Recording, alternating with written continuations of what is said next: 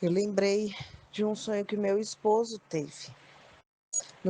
E o sonho dele foi no dia 15 de setembro de 2023, a 1h pouco da manhã. Era 1h50 da manhã, algo em torno desse horário. Vou contar o contexto. Eu tinha me convertido e não tinha muito entendimento bíblico, né? Tava começando, porque tava com menos de um ano de que eu estava convertida. E tinha acontecido aquele terremoto na Turquia e começaram muitos sinais. Eu comecei a me sentir temerosa sobre o que a gente enfrentaria, né? Começou a me dar medo, o que é que eu teria que passar. Então, eu, na época, fiz um propósito de jejum durante 7 dias, de jejum e oração, para que Deus me revelasse algo a respeito do que aconteceria, do que é que eu ia ver, as coisas que eu ia ver. Fiz a semana de jejum. Quando chegou no último dia, não recebi nada, nem sonho, nem revelação nenhuma. Quando eu fui dormir, eu entreguei ao Senhor. Eu disse, não, Senhor, seja feita a tua vontade, já que o Senhor não me mostrou nada, né? Seja feita a tua vontade. E fiquei no YouTube assistindo o vídeo, todo mundo em casa foi dormir. Quando foi... E eu fiquei no celular no escuro, né? Assistindo o vídeo no YouTube. Quando foi 1h pouco da manhã, o meu marido acordou. Ele levantou, disse que ia beber água, voltar e me contar uma coisa. Quando ele falou comigo, ele disse, Jesus veio me visitar. Nossa, na hora que ele falou, eu arrepiei toda, né? Aí ele me contou o sonho que ele estava tendo ali. O sonho era o seguinte. No sonho, vou tentar lembrar aqui, vou contar os detalhes. No sonho, ele disse que começo do sonho ele estava num lugar como se fosse uma oficina do exército e ele estava trabalhando no exército. Ele sabia que estava acontecendo uma guerra mundial, que o Brasil estava participando dessa guerra. Só que ele estava como se fosse numa oficina aqui no Brasil, né? Não era em outro país. É como se o Brasil estivesse participando, mas estava participando enviando coisas para a guerra. Não sei se estava enviando soldados. E aí ele na oficina do exército, né, meio que mexendo ali nos carros, uma TVzinha, e na TV passava a notícia. A guerra foi encerrada porque aconteceu um milagre. Aí ele diz que na próxima cena depois, né, o sonho continuou, a cena seguinte foi uma avenida grande. A gente hoje mora no Maranhão, mas já moramos no Piauí, né, em Teresina. Ele no sonho é como se ele tivesse uma grande avenida que tem lá em Teresina, que é a Avenida João 23, e estava tendo como se fosse uma passeata. Um carro tipo o papamóvel, né? Aqueles carrinhos brancos, e uma pessoa em cima. O carro era autônomo e era um homem jovem. Ele me disse que o homem tinha aparência de ter 33 anos, que era novo, com uma aparência bem jovial, e a roupa foi o que me chamou a atenção. Era uma roupa, tipo roupa de surfista, aquele colete, aquele macacão de neoprene, uma roupa assim, tipo de super-herói, meio de surfista. Ele estava de cabelos molhados, e ele tinha uma aparência, uma barba, como aqueles querem fazer o Jesus romano, né? Só que ele era jovem, ele tinha assim, uma aparência, não era uma cara de político nem nada. E ele desfilava em carro aberto e todo mundo tava, tipo, louvando, adorando. No dia ele me deu a referência do Bolsonaro. Quando o Bolsonaro fazia aquelas carreatas que todo mundo ficava enlouquecido, ele disse para mim, na hora que ele estava me contando, que era como se fosse, assim, 10 vezes mais forte. Todo mundo enlouquecido. Por quê? Por causa dele, a guerra tinha encerrado. Ele tinha feito uma coisa, um milagre. Não disse qual foi o milagre. Ele não me contou, né? Eu acho que no sonho ele não viu, mas por conta desse milagre ele tinha feito, a guerra tinha encerrado. E onde ele passava, ele ficava curando as pessoas ali mesmo na caminhada, ou nesse desfile em carro aberto que ele estava fazendo. Aí ele me disse que no sonho o carro passou em frente a uma UPA e as pessoas que estavam dentro lá, doente, saíam curadas e já começavam a adorar ele. As pessoas estavam enlouquecidas adorando esse homem. Ele tinha a compreensão de que ao mesmo tempo que ele estava aqui, nessa avenida, ele estava em todas as cidades do mundo ao mesmo tempo. Ele estava em todos os lugares.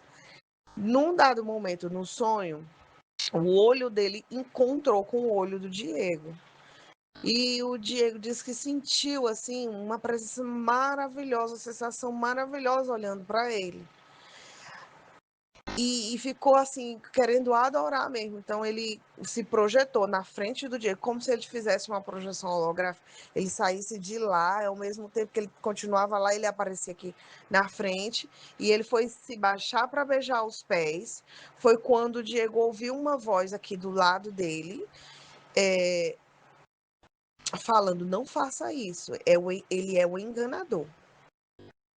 E essa voz, como se fosse Jesus falando com ele, só que ele disse que não via, só ouvia. Ele disse: olha, não faça isso, ele é o enganador. Aí contava que ele tinha aparecido e feito esse milagre, mas que a guerra tinha sido provocada. Nesse momento não tinha guerra, ainda foi em setembro de 2023, dia 15, que a guerra tinha sido causada de propósito. Os dois lados estavam combinados. Um lado era combinado para ser o bonzinho, o outro lado era combinado para ser o mal, mas os dois estavam combinados em provocar essa guerra, que era justamente para trazer à tona o enganador. Gente, eu sei que parece tudo muito óbvio, mas no momento em que meu marido teve esse sonho, eu não tinha entendimento sobre anticristo nem nada. E nem tinha entendimento nada de guerra. Enfim, aí o Senhor continuou dizendo a ele: não faça isso, e disse assim: olha, não deixe ele perceber que você o reconheceu, porque senão você vai morrer aqui. E o meu marido teve a compreensão de que quem ia matar ele não era o anticristo, ele não ia matar na frente de todo mundo, era a própria população que estava ensandecida por causa dele, que ia provocar a morte, né? Ia matar, como é que chama? Linchar, isso, que ia linchar ele. A sensação que ele disse que tinha era essa, de que era próprias pessoas ali iam linchar ele por ele não estar adorando. Então o Senhor ali do lado disse: faça de conta que você não percebeu que quem é ele, porque senão você vai morrer aqui. E assim se encerra o sonho. Deixa eu ver se eu esqueci algum detalhe. Falei das curas, falei da roupa, da aparência, sobre a guerra. Vou ver depois se eu esqueci algum detalhe para eu acrescentar. Bom, aí o sonho encerrou isso. Eu não estou conseguindo lembrar de algum detalhe. Se eu tiver esquecido, depois eu falo. Aí passaram-se 2 dias. Quando foi no dia 18, meu marido retornou a ter o sonho. Novamente, o Senhor apareceu para ele, da mesma forma que apareceu nesse, né? Sempre aqui de lateral, falando, explicando. Nesse momento, eles estavam como se fosse na varanda de uma propriedade e tinha uma plantação de milho, de arroz, feijão. E meu marido mostrava para o Senhor, alegre, né? Olha, não tá bom, não tá bonito, porque estava muito verde, estava tudo muito lindo nessa plantação. E o Senhor disse assim: tá bonito, mas não tem o suficiente. Você vai precisar juntar 900 quilos de arroz. O sonho só foi isso. E meu marido acordou e, compreendendo que iria vir uma fome, né? Não foi dito nada disso no sonho. Ele acordou com essa compreensão e passou para mim, de que iria vir uma fome e a gente ia precisar guardar alimento. Ele acordou com o entendimento de que não se tratava só de arroz, puramente arroz, mas que se tratava de alimento. E realmente a gente começou a juntar alimento desde então. Foi a época, foi o aviso que a gente recebeu sobre o alimento. Desde então a gente tem no que cabe no espaço, porque a nossa casa é muito pequenininha, a casa cedida pela minha sogra, que é bem pequeno. E aí eu, meu marido e meus 2 filhos, a gente tem pouco espaço. No pouco espaço que a gente tem contentado guardar alimento. Só que, como a gente não compartilhava isso com outras pessoas, eu nunca fiquei sabendo se os irmãos tinham recebido a mesma coisa. Aí, de um tempo para cá, eu comecei a ver, né, o pessoal com esse negócio de guardar alimento, de sobrevivencialismo, e aí hoje a gente vê que tem muitos irmãos que receberam também a mesma indicação de guardar alimento. Então, eu entendo que nós vamos ver sim a guerra, nós vamos ver sim a ascensão do anticristo. No sonho, não tinha ocorrido arrebatamento ainda, era esse detalhe que eu tinha esquecido no primeiro sonho. Não tinha acontecido arrebatamento ainda, foi uma das coisas que meu esposo disse. Ele disse, amor, não tinha acontecido arrebatamento ainda, porque durante o desfile tava todo mundo que a gente conhece da igreja, tinha criança, tava todo mundo. É como se não tivesse subido ninguém ainda quando ele apareceu. Então, e aí eu sei que existe essa discussão, se a igreja vai ver ou não vai ver o anticristo e tal. Esse foi o sonho que ele recebeu. Irmã Fernanda, esse sonho do seu marido me chamou a atenção demais. Inclusive, o que eu falei, né, que postaram lá no meu grupo, falando que era bem interessante, eu escutei e vim aqui. Eu falei, essa é a Fernanda, conheço a voz. E aí eu achei ele aqui. E esse sonho é algo assim. Primeiro, eu vou falar para tu que Deus faz comigo isso aí também, que fez com você. Em muitas situações de coisas que eu já até contei no meu canal sobre isso, em que eu orei ao Senhor para Ele vir falar comigo, me mostrar alguma coisa que eu estava precisando de uma resposta. Ele não me dava nada, tipo, me deixava aborrecida. O Senhor não me disse nada, não é possível. Tá bom então, né, Senhor? Eu também orar e jejuar. E aí ele dá para o meu filho sonhar com a resposta que eu precisava. Então, foi engraçado primeiro que eu achei, porque ele fez a mesma coisa contigo, né? Ele foi lá e deu para o seu marido o sonho e não para você. E com relação ao sonho, primeiramente o fato dele ter visto que essa guerra é uma guerra organizada pelos dois lados e projetada, isso é certíssimo, porque é exatamente isso que está acontecendo. Muitas pessoas não compreendem isso, mas é exatamente dessa forma que as coisas estão acontecendo. Isso é uma guerra projetada pelos dois lados. Ela está sendo um cumprimento de agenda para o reino do anticristo entrar. E quando ele fala ali que ele vê, né, o Brasil participando, provavelmente com alguma situação, não sei se como que o Brasil vai participar, mas isso está mostrando que essa guerra realmente se tornou uma guerra mundial, né? O Brasil participando.